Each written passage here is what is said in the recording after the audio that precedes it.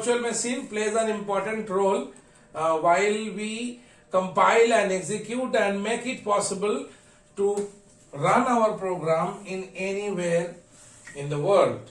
Okay, so develop in some other place, run or execute in some other place. So this is the end of the session where we are discussing about Java virtual machine. Now let us move further, and if you have anything to say, next topic is static in Java. We have to learn this very carefully. So now see, static is, we can use a static variable and static method.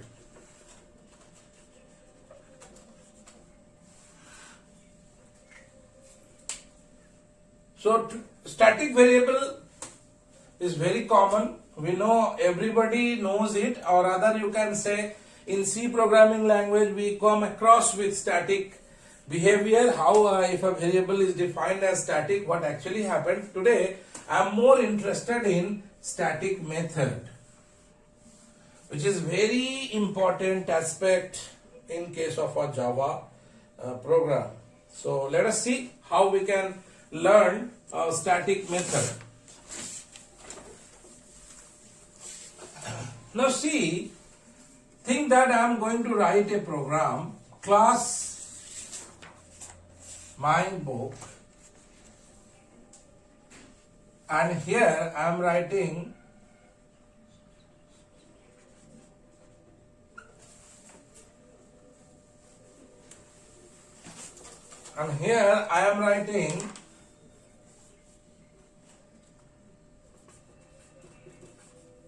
void show.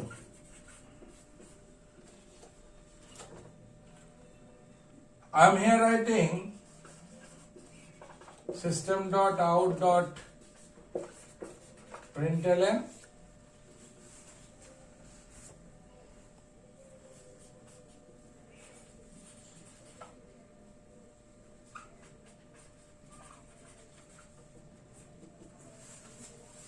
and now I am going to write another method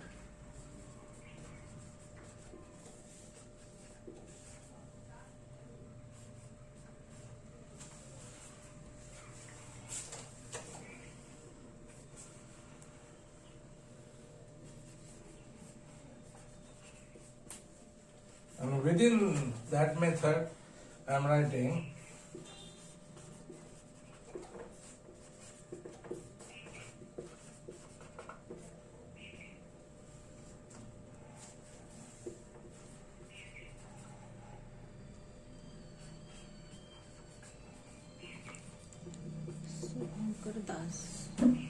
Shubhankar Das. God.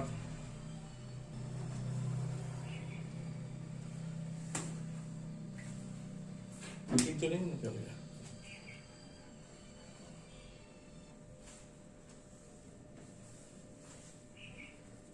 So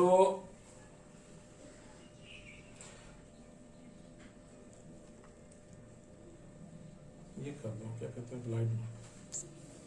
So basically class my book, I wrote void show and static void alpha.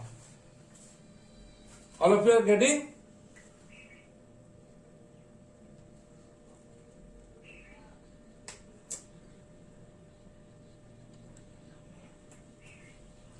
Are you all getting? Yes, sir. Okay, so this is part 1. Yes, sir. Now class hello, and here I am writing public static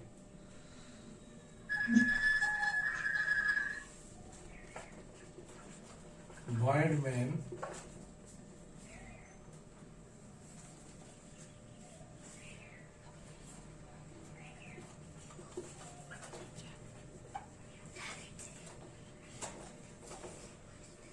here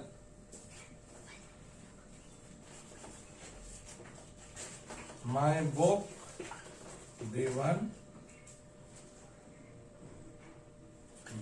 equals to new my book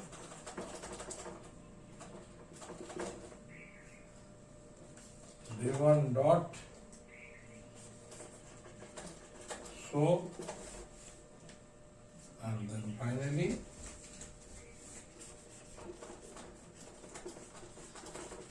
my book dot alpha.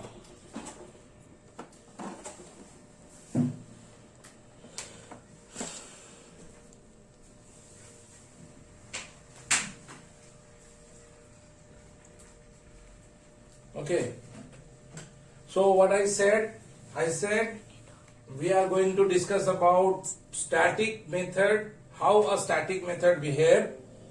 Now for doing that, what we have done, we have created two classes, class my book and then class hello. This is the part of a single program, and in my book class we have declared two methods. These two methods, mainly there is a method show and there is a method alpha. Within show I have wrote hi, I am Ishan, and within alpha I have wrote hi, I am Iqbal. Okay, now in class hello, what I have done, public static void main string ar, and then my book, this is just already that this is a reference is being created, my book B1, then B1 equals to new my book, then B1 dot show, and then finally my book dot alpha. Now this is the end of my program. Now what we will do, we will try to understand, but for doing that, step 1, as I said, we have to save the program. Save as, you can put any name. You can make it hello.java, no issue. Okay, in D drive. So after complete saving, then we come step 2. In step 2 we compile. Okay, so in compile we open the command prompt and go to that directory D drive, then we write java c and then the name of my program hello.java. Once it is done, then we will come to step 3. So if your program is perfectly alright and compiled successfully, so in D drive you will get two files, dot class files, my book dot class and hello dot class. Now once you have done that, now the time to run. So in step 4 we are running our program. So how to run? In step 3 mainly we run the program. So D Java, then we have to put the name of the class which is actually contain the main method. So we put hello. Now listen very carefully. I need your full attention. What actually happened when we say run my program, which starts with hello class. So it will go directly to the main class, and see, as I said, that it is creating only a reference. So once a reference is being made, so within computer's memory there will be a reference being made with the name B1 but having null. Now after B1 is being created, so B1 will be an object and now being instantiated with the base address, and there is a link between these two. Now what actually happened, this is a simple concept that if I run b1.show, it will go to the show method, and if the method is there, it will execute and show hi, I am Ishan. So in the output I will get hi, I am Ishan. Now after that, what I have done, this is the beauty of Java. Here I am writing the class name and the method name. Class name dot method name is only possible and execution is possible only due to this static. So what actually happened, when the computer is going to run our program, it first of all, it will allocate memory for those methods which are declared as static. If there is any object is being called for, is they are being defined or not, that is not an issue. Or even if I do not declare this B1, no issue. If I can write my book.alpha, it will run. The reason is, to run a static method, only the name of the class is sufficient. Please write down this very important point. To run a static method, only the class name is sufficient. Class name is sufficient.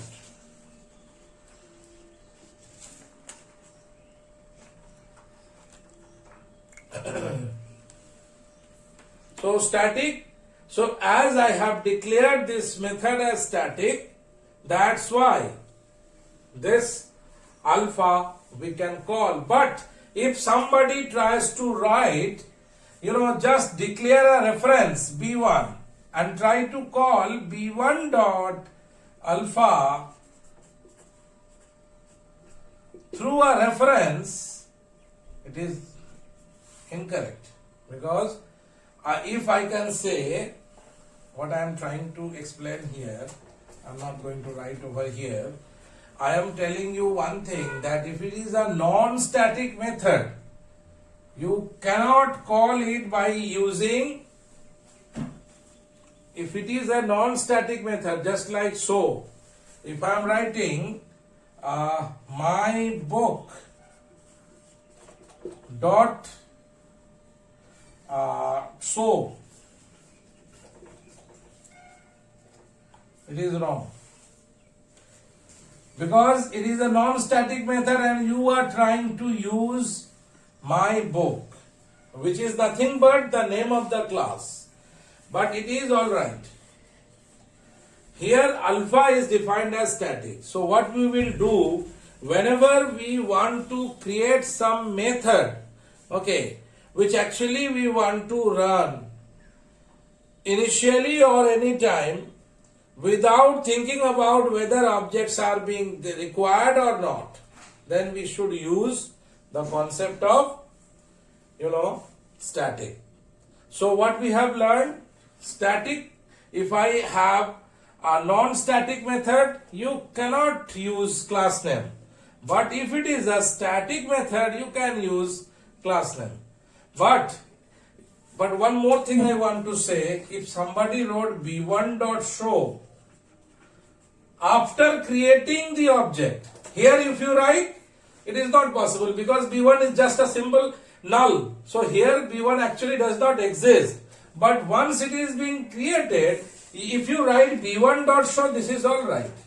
So what I said, if the object name dot static method, all right, object name dot non-static method, all right, but class name non-static method, wrong, class name static method, all right. So this is the story about static method in Java.